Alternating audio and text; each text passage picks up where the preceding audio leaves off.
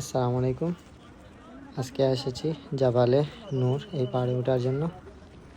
এটা হচ্ছে মক্কার একটি ঐতিহাসিক পাহাড়, যেটা হচ্ছে মক্কা থেকে 4 কিলোমিটার দূরে। এখানে অনেক কবুতর আছে, দেখতে পাচ্ছেন কবুতরগুলা ঘোরাফেরা করতেছে। আজকে আসছি এখানে ওঠার জন্য। এই পাহাড়ের উচ্চতা হচ্ছে 2100 ফুট, প্রায় 210 তলা বিল্ডিংয়ের সমান এই পাহাড়টা। এই পাহাড়ের সিঁড়ির পরিমাণ আছে 1750টা সিঁড়ি বেয়ে উঠতে হয়, যা সময় লাগে একজন মানুষের জন্য 1 থেকে 2 ঘন্টা। অনেক কষ্টদায়ক। এখানেই আমাদের নবী হজরত মোহাম্মদ মুস্তাফা সাল্লাল্লাহু আলাইহি সাল্লাম ধ্যানে মগ্ন থাকতেন। আর জিবরিল আলাইহিস সালাম প্রথমে এইখানে কোরআনে প্রথম কয়েকটি আয়াত নিয়ে এসেছিলেন। এই দেখতে পাচ্ছেন গুহা, এখানে অনেক মানুষ জড়ো হয়।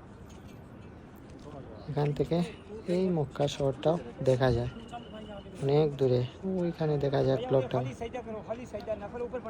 এখানে প্রতিদিন শত শত মানুষ ভিড় জমায় এই গুহাটা দেখার জন্য। ওই দেখতে পাচ্ছেন এই গুহার মধ্যেই আমাদের নবী ছিলেন। প্রতিদিন এখানে বসে থাকতেন, দিনের পর দিন, মাসের পর মাস। এখানেই আমাদের পবিত্র কোরআনের প্রথম আয়াতগুলা নাজিল হয়েছিল।